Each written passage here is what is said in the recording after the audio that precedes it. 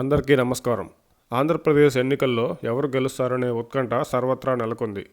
TDP కూటమి అధికారంలోకి రావడం ఖాయమని అంటున్నవారు ఉన్నట్లే వైసీపీదే మళ్లీ విజయం అనేవారు ఉన్నారు. వైసీపీ టీడీపీ కూటమిలో ఎవరు గెలిచినా ఎవరు ఓడినా ఆంధ్రప్రదేశ్లో పవన్ కళ్యాణ్ గారి కేంద్రంగా మారిన రాజకీయం, ఆయనే గేమ్ చేంజర్గా జరిగిన ఎన్నికల్లో ఫలితం ఎలా ఉన్నా పవన్ కళ్యాణ్ గారు మాత్రం విజేతగానే నిలుస్తారు. గత ఎన్నికల్లో 2 చోట్ల ఓడిన పవన్ కళ్యాణ్ గారు కనీసం జనసేన పార్టీకి ఎన్నికల సంఘం గుర్తింపును కూడా సాధించుకోలేకపోయారు. అలాంటి సమయంలో అసలు పవన్ కళ్యాణ్ గారు రాజకీయాల్లో కొనసాగుతారా అనే అనుమానం ప్రజల్లో ఉండగానే తాను ఎక్కడికి వెళ్లేది లేదని, ఓడిన ప్రజల మధ్యనే ప్రజల కోసం ఉంటానని తన చేతలతోనే నిరూపించిన పవన్ కళ్యాణ్ గారు 5 ఏళ్ల కాలానికి తిరిగి వచ్చిన ఎన్నికల క్షేత్రంలో తానే కేంద్ర బిందువుగా ఆంధ్రప్రదేశ్ రాజకీయాలను మార్చుకోవడంలో పవన్ కళ్యాణ్ గారు 1000% విజయం సాధించారు.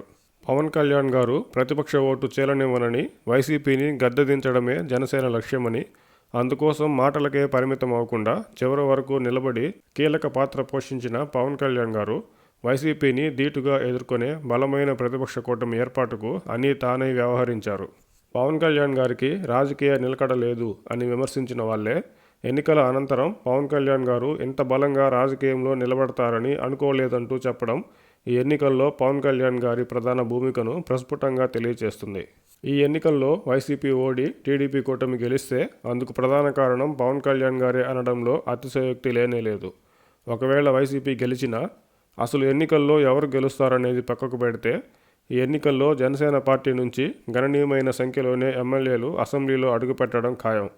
ఇప్పటి వరకు జనసేన పార్టీకి కనీసం ఎన్నికల సంఘం గుర్తింపు కూడా లేదంటూ, శాశ్వత ఎన్నికల గుర్తు కూడా లేదంటూ విమర్శించేవారు ఈ ఎన్నికల ఫలితాల అనంతరం వారంతా జనసేన పార్టీపై వేరే విమర్శలను వెతుక్కోక తప్పదు. ఎందుకంటే జనసేనకు ఎన్నికల సంఘం గుర్తింపు, శాశ్వత ఎన్నికల గుర్తు ఎన్నికల ఫలితాలతో ఖాయం కాబట్టి.